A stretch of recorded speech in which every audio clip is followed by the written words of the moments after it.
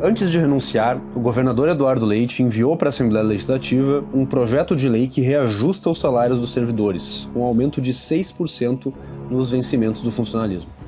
Se calcula que o reajuste vai ter um impacto de 1,5 bilhão de reais por ano. Esse valor, obviamente, vai ser custeado pelos 11 milhões de gaúchos. Muitos deles perderam seus empregos durante a pandemia, tiveram suas empresas fechadas e passam por dificuldades até hoje. E a pergunta que fica é: será que os servidores do Estado precisam mesmo de reajuste? Quanto que é o salário médio de cada poder e órgão autônomo do Estado? Porque vejam bem, esse reajuste vale para todos os funcionários, independentemente de renda. No Tribunal de Justiça, por exemplo, o salário médio supera 14 mil reais por mês. Como se isso não fosse suficiente, eles ainda se autoconsideram um privilégio chamado de auxílio saúde, que pode chegar a mais de 3 mil reais por mês. Já no Tribunal de Contas do Estado, o salário médio ultrapassa os 21 mil reais. E o penduricalho existente lá naquele órgão é a GASSE, que chega a ser superior a 8 mil reais por mês, a mais no salário de cada um deles.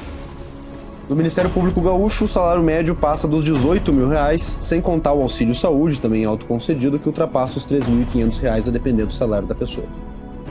Já na Procuradoria-Geral do Estado, o salário médio é superior a 20 mil reais e o penduricalho vocês já conhecem, honorários de sucumbência, que foi extinto pela Assembleia Legislativa com a minha emenda, que agora continua sendo pago depois de uma decisão na Justiça.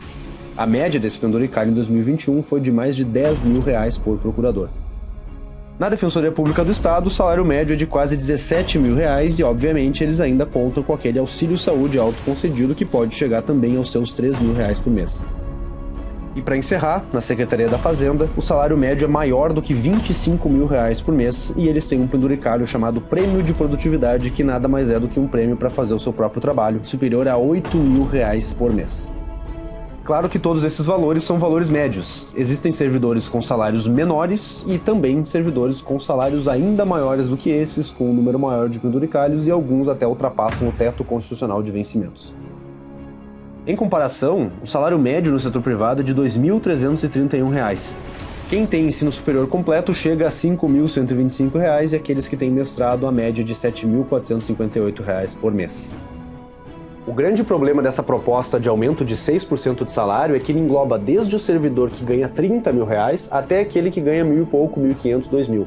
Esses que ganham pouco poderiam sim receber um aumento salarial, mas o problema é que está englobando todo mundo. Então, para poder dar um benefício para aqueles que ganham pouco, que lutam pelo seu aumento, o problema é que vai pegar todo mundo, inclusive aqueles que não precisam de aumento salarial agora. E nós não podemos nos enganar com a situação fiscal do Estado. Nós fizemos nosso dever de casa com privatizações, reformas, adesão ao regime de recuperação fiscal, melhoria na estrutura do Estado, mas isso ainda não é o suficiente. E a grande questão aqui é que o Rio Grande do Sul ainda não saiu da crise.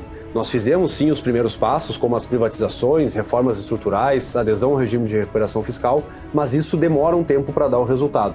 Se nós agora, no primeiro fôlego fiscal, dermos aumento num gasto que acontece todo mês de forma consolidada, como o aumento de salário do funcionalismo, não vai demorar muito tempo para que nós tenhamos de novo toda aquela situação de atraso de salários, de Estado com dificuldade para pagar suas contas, atraso para fornecedores e voltar a ter toda aquela história que nós tivemos nos anos de governo Sartori e nos primeiros anos de governo Leite. E para piorar, que pode acontecer ainda, é uma tentativa de aumento de impostos mais uma vez para conseguir pagar todo esse déficit. A conta é muito simples. Se nós gastarmos muito mais do que nós arrecadamos, uma hora o governo vai tentar pegar esse dinheiro de algum lugar. E se prepara porque normalmente é no teu bolso.